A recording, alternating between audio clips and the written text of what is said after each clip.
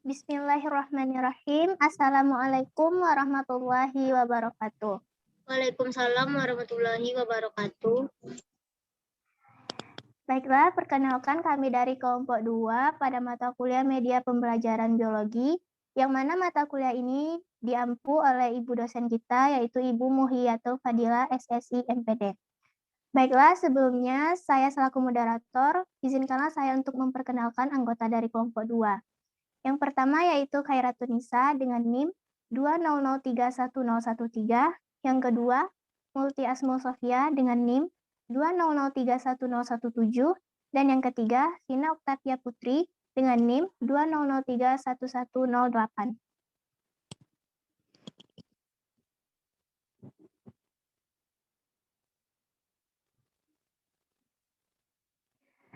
Kami dari kelompok 2 akan membahas materi tentang dasar dan pertimbangan penggunaan media pendidikan, yang mana pada materi ini kami membahas tentang landasan filosofis, sosiologis, psikologis berupa teori belajar dan kerucut belajar, serta teknologi.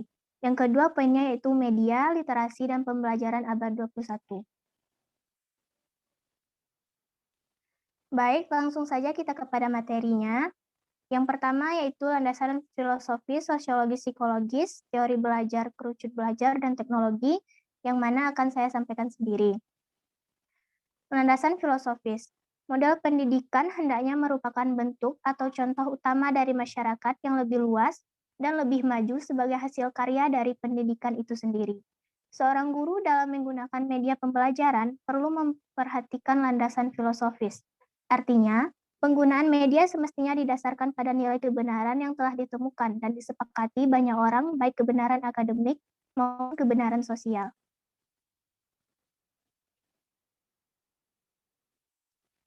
Misalnya, isi pesan berupa materi pelajaran yang disampaikan kepada siswa seharusnya sudah merupakan kebenaran yang teruji secara objektif, radikal, dan empiris. Jangan sampai materi pelajaran masih salah, tidak baik, dan tidak indah. Contohnya, guru mengajarkan tentang sejarah kebudayaan Islam atau SKI dengan materi silsilah Nabi Muhammad SAW. Seorang guru perlu mengecek unsur kebenaran historis silsilah tersebut sebelum disampaikan kepada peserta didik. Proses inilah yang disebut penggunaan landasan filosofis dalam memilih isi dan media pembelajaran. Media yang digunakan guru juga perlu dicek kembali kebenaran dan ketepatannya. Guru yang memilih media belum sesuai dengan materi yang akan disampaikan berarti media tersebut tidak benar, tidak bagus, dan tidak indah. Artinya, penggunaan media yang tidak tepat belum mempertimbangkan landasan filosofis. Selanjutnya yaitu landasan sosiologis. Komunikasi merupakan kegiatan manusia sesuai dengan nalurinya yang selalu ingin berhubungan satu sama lain.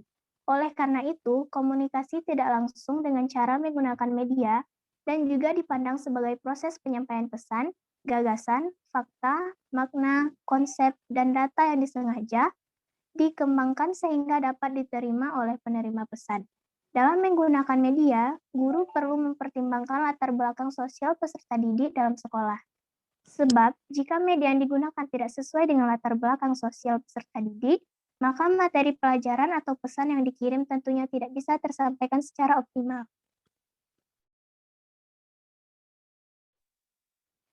Bahkan, pembelajaran akan menjadi biasa karena media yang digunakan guru tidak sesuai dengan kondisi sosial peserta didik.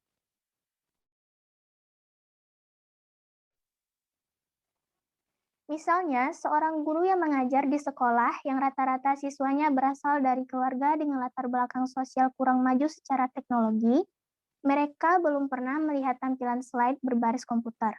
Lalu sang guru menyampaikan materi dengan menggunakan CD atau disiasi dengan berbagai animasi gambar. Maka siswa akan lebih memperhatikan kecanggihan media dan animasi yang ditampilkan. Sementara materi pelajarannya tidak diperhatikan, sehingga pembelajaran menjadi biasa karena media yang dipilih tidak sesuai kondisi sosial peserta didik. Untuk itu, landasan sosiologis perlu dipertimbangkan guru dalam memilih dan menggunakan media pembelajaran. Guru perlu menganalisis latar belakang sosial peserta didik dalam menggunakan media pembelajaran. Keberhasilan pembelajaran sangat dipengaruhi kesesuaian media dengan kondisi sosial peserta didik. Baik, untuk materi selanjutnya akan disampaikan oleh Vina. Kepada Vina, disilahkan. Baiklah, terima kasih kepada Sofia. Selanjutnya yaitu landasan psikologis. Penyusunan tujuan instruksional dimaksudkan agar kegiatan belajar mengajar dapat berlangsung secara efektif dan efisien. Di samping itu, guru perlu menentukan dan mengkoordinasikan berbagai komponen pengajaran secara tepat, termasuk komponen media pengajaran.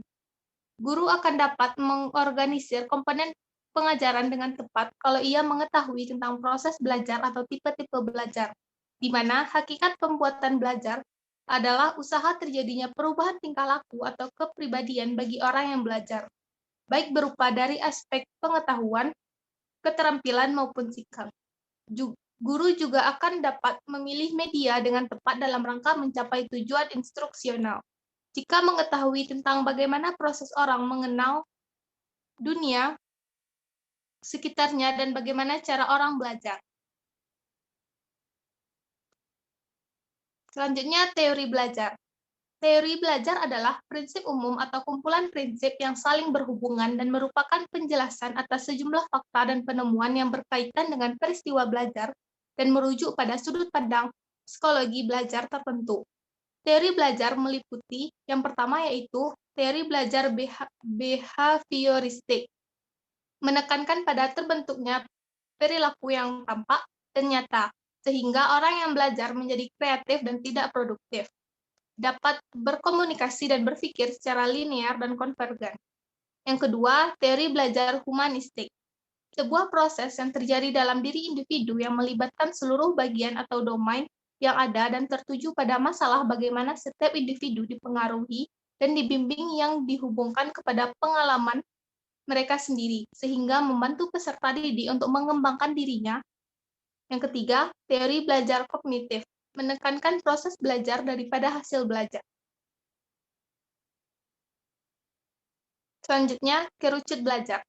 Kerucut pengalaman yang dikemukakan oleh Edgar Dale bahwa pengalaman belajar dapat melalui proses pembuatan atau mengalami sendiri apa yang dipelajari, proses mengamati dan mendengarkan melalui media tertentu, dan proses mendengarkan melalui bahasa.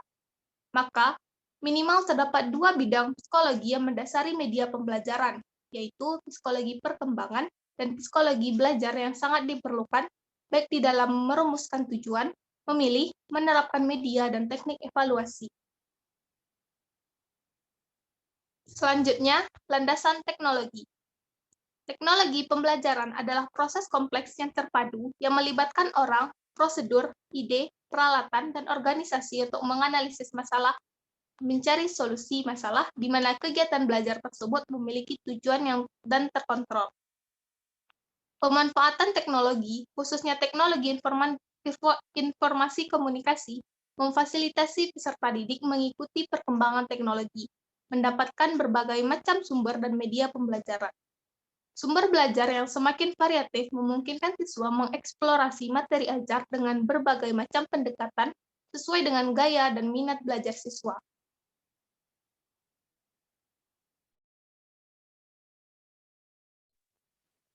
Baik, untuk materi selanjutnya akan disampaikan oleh Khairatun-Nisa. Kepada Nisa, disilahkan. Terima kasih kepada Sofia. Baiklah, materi selanjutnya, media, literasi, dan pembelajaran abad 21. Munadi mendefinisikan media pembelajaran sebagai segala sesuatu yang dapat menyampaikan dan menyalurkan pesan dari sumber secara terencana, sehingga tercipta lingkungan belajar yang kondusif, di mana penerimanya dapat melakukan proses belajar secara efisien dan efektif. Media pembelajaran adalah segala sesuatu yang dapat digunakan untuk menyalurkan pesan dari seorang guru kepada peserta didik, yang dapat merangsang pikiran, perasaan, perhatian, minat, dan perhatian peserta didik, sehingga terjadi proses pembelajaran. Hubungan literasi, media, dan pembelajaran abad 21. Pembelajaran abad 21 merupakan pembelajaran yang mengintegrasikan kemampuan literasi, kecakapan pengetahuan, keterampilan dan sikap, serta penguasaan terhadap teknologi. Terdapat 4 pilar pendidikan pada abad pembelajaran ke-21, yaitu learning to know, belajar untuk mencari tahu, Learning to be, belajar untuk menjadi atau berkembang utuh. Learning to do, belajar untuk berkarya. Learning to live together, belajar untuk kehidupan bersama. Menurut Harvey J. Graff 2006, literasi adalah suatu kemampuan dalam diri seseorang untuk menulis dan membaca. Dengan adanya 4 pilar pendidikan tersebut, menumbuhkan rasa keingintahuan peserta didik untuk mencari tahu apa yang ingin diketahui. Dengan cara tersebut, siswa akan mencari tahu lewat literasi disertai juga dengan media. Contohnya yaitu media teknologi. Ketika siswa penasaran akan bentuk sel, maka siswa tersebut akan melakukan literasi. Apa saja komponen penyusun sel tersebut. Lalu akan tumbuh di dalam dirinya seperti apakah bentuk sel tersebut. Maka ia akan memanfaatkan media teknologi seperti ruang guru, Zenius, Kuiper, dan media pembelajaran yang bisa diakses di YouTube. Jadi dengan adanya media pembelajaran tersebut akan memudahkan siswa untuk lebih meningkatkan kemampuannya, begitupun akan meningkatkan minat literasi siswa untuk mencari tahu materi pembelajaran tersebut.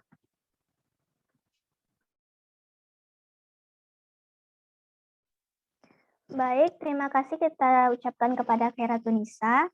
Demikianlah presentasi dari kelompok 2, selanjutnya yaitu kesimpulan dari materi kami.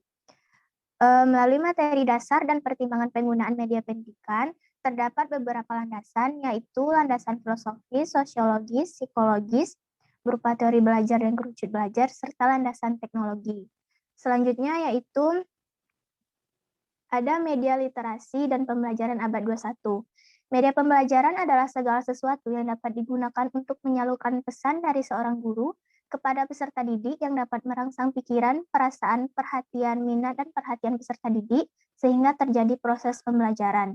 Selanjutnya ada hubungan literasi, media, dan pembelajaran abad 21. Pembelajaran abad 21 merupakan pembelajaran yang mengintegrasikan kemampuan literasi, kecakapan pengetahuan, keterampilan dan sikap, serta penguasaan terhadap teknologi. Selanjutnya juga terdapat 4 pilar pendidikan sesuai yang telah dibacakan oleh teman kita tadi, Khaira Tunisa.